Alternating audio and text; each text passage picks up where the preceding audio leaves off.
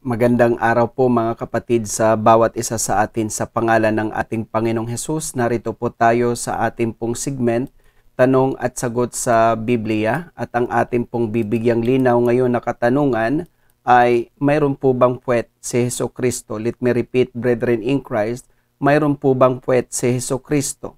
Brethren in Christ seems funny na question, but we have to answer this biblically dahil mayroon pong relihiyon na nagtuturo na mayroon raw pong puwet ang Diyos, mga kapatid. Before anything else, pakatandaan po natin kung anong katangian mayroon po ang Diyos.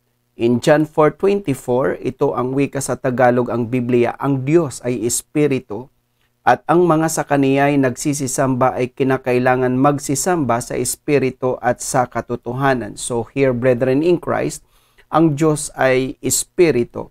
At ipinaliwanag ng ating Panginoon ang Espiritu, mga kapatid, dito po sa Lucas 24:39. Ito naman po uli ang wika sa Tagalog ang Biblia. Tingnan ninyo ang aking mga kamay at ang aking mga paa. Ako rin nga, hipuin ninyo ako at tingnan sapagkat ang isang espirito'y walang laman at mga buto na gaya ng inyong nakikita na nasa akin. Let me emphasize, brethren in Christ, sapagkat ang isang espirito'y walang laman at mga buto. So maliwanag, mga kapatid, na kapag pinag-uusapan ng Diyos, brethren in Christ, ay we do not talk about bone and flesh, brethren in Christ, kasi nga ang Diyos ay Espiritu. So before we proceed, brethren in Christ, let us consider this in 1 Timothy 3:16, Tagalog ang Biblia, at walang pagtatalo, dakila ang hiwaga ng kabanalan, yaong nahayag sa laman, pinapaging banal sa Espiritu, nakita ng mga anghel, ipinangaral sa mga bansa, sinampalatayanan sa sanglibutan, tinanggap sa itaas sa kaluwalhatian. So, brethren in Christ, ay makita po natin yaong nahayag sa laman. Kaya nahayag kasi siya po ay Diyos before, at siya po ay pinapaging banal, nakita ng mga anghel, ipinangaral sa mga bansa, sinampalatayan ng sanlibutan, tinanggap sa itaas sa kaluwalhatian. Para bang kung ating pong i-demonstrate, mga kapatid, ay from past eternity to temporality hanggang sa future eternity. Let us read it in English sa Amplified Version, 1 Timothy 3:16, and great and important and weight we confess in the hidden truth, the mystic secret of godliness. He, which referred to Jesus, He, God, was made visible in human flesh, justified and vindicated in the Holy Spirit, was seen by angels, preached among the nations, believed on in the world, and taken up in glory. Kumbaga, atin pong i-illustrate, mga kapatid, parang ganito lang po, mga kapatid. Ito po ay eternity to eternity. Sa past eternity, si Jesus ay God the Son. In temporality, na andun po yung divine at saka human. And of course, in future eternity, God the Son, si Jesus Christ. So, i-take note nyo po yung God the Son and brethren in Christ, yung tinatawag po natin na divine at saka human. And sa future eternity nga po, God the Son. So, napakaliwanag, mga kapatid, na in the past eternity, God the Son, si Jesus Christ. In the future eternity, God the Son, si Jesus Christ. Pero sa temporality, nung siya po ay nagkatawan tao, siya po ay may dual personality, yung kanyang divinity and humanity. Paano po nangyari yan? Tingnan po natin. Sa John 1:1, Tagalog ang Biblia, nang pasimula siya ang verbo, at ang verbo ay sumasa Diyos, at ang verbo ay Diyos. At sa talatang 14, At nagkatawang tao ang verbo at tumahan sa gitna natin at nakita namin ang kanyang kaluwalhatian gaya sa bugtong ng Ama na puspos ng biyaya at katotohanan. So here, brethren in Christ, in the beginning was the Word, and the Word was with God, and the Word was God. At nagkatawang tao ang verbo. So ibig sabihin, pag sinabing nagkatawan, hindi po siya talaga tao, kundi nagkatawang tao, mga kapatid. Bakit po? Ano po ang kalagayan ng ating Panginoong before? Let us read here in Philippians 2:6-8, Tagalog ang Biblia, na siya bagamat nasa anyong Diyos, ay hindi niya inaring isang bagay na nararapat panangnan ang pagkapantay niya sa Diyos, kundi bagkus hinubad niya ito at nag-anyong alipin na nakitulad sa mga tao at palibhasay nasumpungan sa anyong tao, siya'y nagpakababa sa kanyang sarili na nagmasunurin hanggang sa kamatayan, sa kamatayan sa krus. So, maliwanag na before, si Jesus talaga ay equal with God. Kasi ang Father ay God, ang Son ay God. Pero hinubad niya po yung form ng pagiging God at ito po ay nakitulad sa mga tao, mga kapatid, at nag-anyong tao.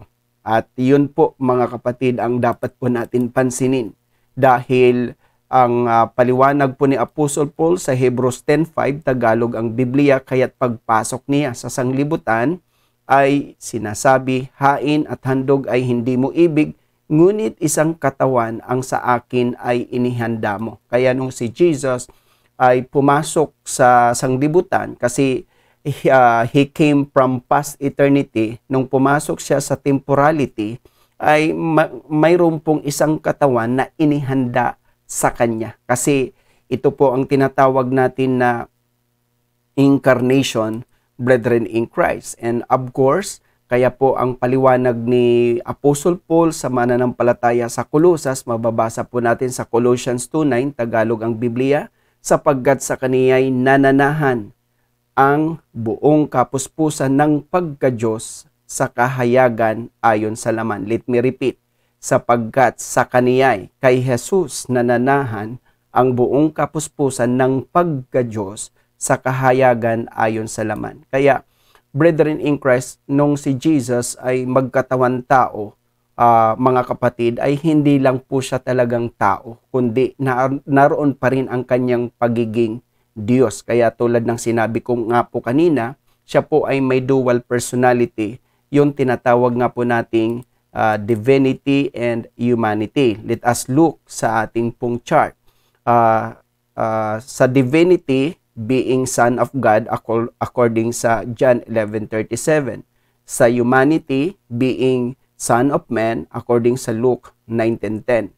Kaya si Jesus, siya po ang kahayagan ng pagka-Diyos sa laman. Kasi the same time, mayroon po siyang divinity, at the same time siya po ay may humanity bilang Son of God and bilang Son of Man, brethren in Christ.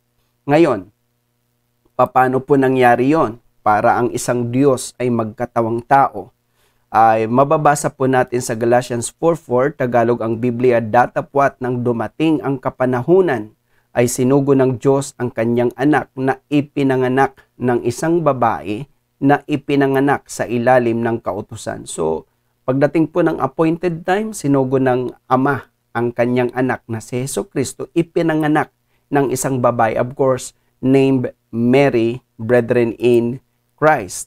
At ano po, mga kapatid, sa Luke 2:21, ito ang wika naman ng Tagalog ang Biblia, at nang makaraan ang 8 araw upang tuliin siya, si Jesus ay tinawag na Jesus ang kanyang pangalan, na siyang itinawag ng anghel bago siya ipinaglihi sa tiyan. Kaya nung 8 days old si Jesus, ay siya po ay tinuli, kasi ito na nga po ay sanggol na po siya, ipinanganak na po siya ng isang babae. At ang sabi nga po sa Luke 1:80, Tagalog ang Biblia, at lumaki ang sanggol, which referred to Jesus, at lumakas sa espiritu at nasa mga ilang hanggang sa araw ng kanyang pagpapakita sa Israel.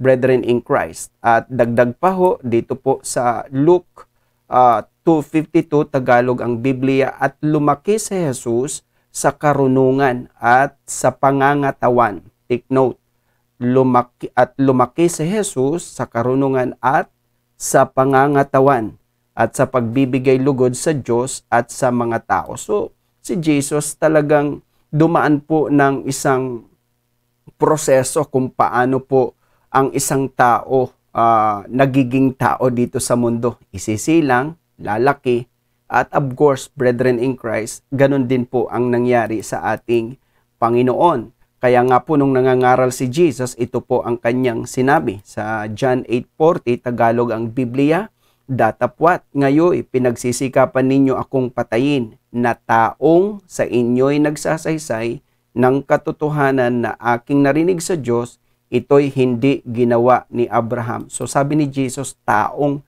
kasi alam ni Jesus, brethren in Christ, na siya talaga ay naging tao. But before, He was God, brethren in Christ. Kaya kung tayo, para hindi na ko confuse, Jesus is 100% God and Jesus is 100% man. Yun nga po yung kanyang dual personality na divinity and humanity. Kaya siya po talaga ay 100% na tao. Pero at the same time, siya po ay 100% na Diyos. Ngayon, bilang tao, mga kapatid, si Jesus ay nauhaw.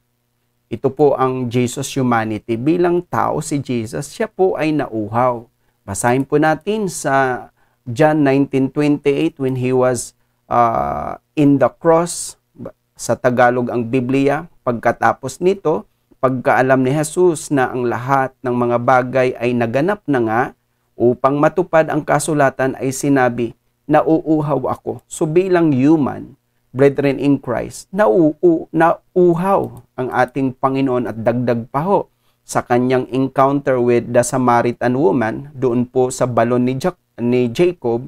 Babasa po natin sa John 4:7, Tagalog ang Biblia, dumating ang isang babaeng taga Samaria upang umigib ng tubig. Sa kanya'y sinabi ni Jesus, painumin mo ako. So si Jesus ay nauuhaw bilang tao, mga kapatid. At isa pa ho, si Jesus ay nagutom, of course, bilang tao. Basahin po natin, mga kapatid, sa Matthew 4:2, ito ang wika sa Tagalog ang Biblia, at nang siya'y makapag-ayunong 40 araw at 40 gabi, sa wakas ay nagutom siya. So si Jesus as human, of course, nauhaw, nagutom. Ngayon, bakit po ito ang ating binabalangkas? Kasi, mga kapatid, ang tanong, mayroon po bang puwet si Jesucristo? Our answer is yes. Kasi ang tubig na kanyang iniinom, iniihi niya. Ang pagkain na kanyang kinakain, idinudumi niya. Kaya nga sa kanyang pagtuturo, ito po ang sabi ng ating Panginoon. Again, hayaan po natin si Jesus ang sumagot sa tanong, mayroon po bang puwet si Jesucristo? Tanong natin kay Jesus, Jesus, mayroon po ba kayong puwet? Ito po ang sagot ng ating Panginoon. Matthew 15:16 hanggang 17, Tagalog ang Biblia.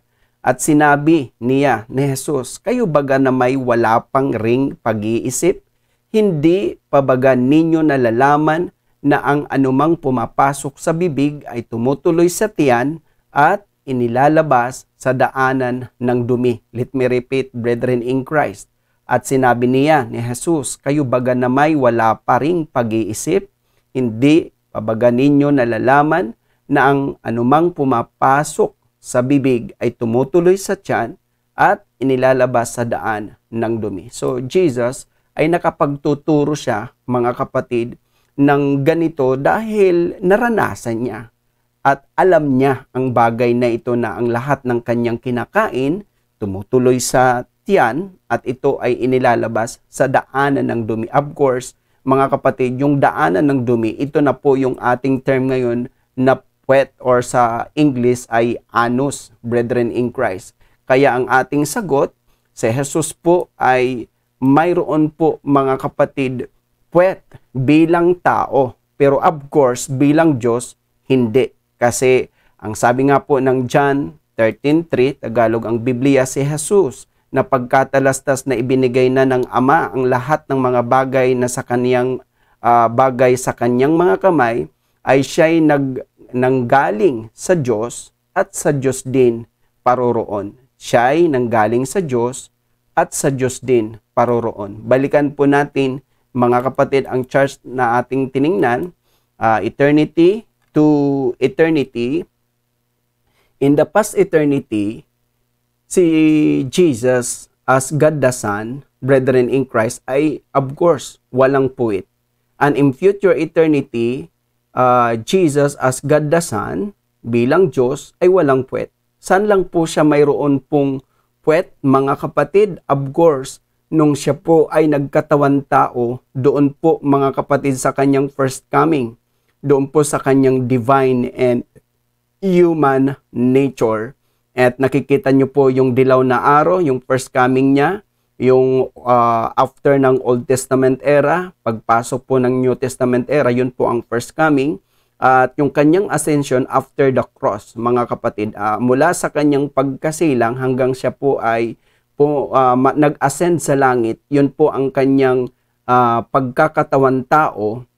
Yun nga ang sabi natin na siya po ay divine at siya po ay may divinity at may humanity. Doon po ang Panginoon bilang tao ay, of course, bilang normal na tao at 100% na tao, siya po ay may puwet. Pero bilang Diyos, mga kapatid, in the past eternity and even in the future eternity, si Jesus bilang Diyos ay walang puwet. Kasi ang Diyos nga po ay Espiritu at ang Espiritu ay walang laman at walang buto. Kaya I hope that I answer the question. Mayroon po bang puwet sa Jesucristo? Our answer, as a human, yes. Pero bilang Diyos, wala. Because ang Diyos ay Spirit at ang Spirit ay walang laman at walang buto, mga kapatid. And I hope that once again, napagpala na naman po tayo sa ating pong segment, Tanong at Sagot sa Biblia. If ever na tayo po ay mayroong mga katanungan, don't hesitate to comment your questions para po sa susunod nating pagtatalakay ay ating pong bibigyang katugunan at kasagutan anuman ang inyong mga magiging katanungan na may kinalaman po sa katuruan, doktrina at aral sa Biblia, mga kapatid. Once again, God bless us all and thank you for watching.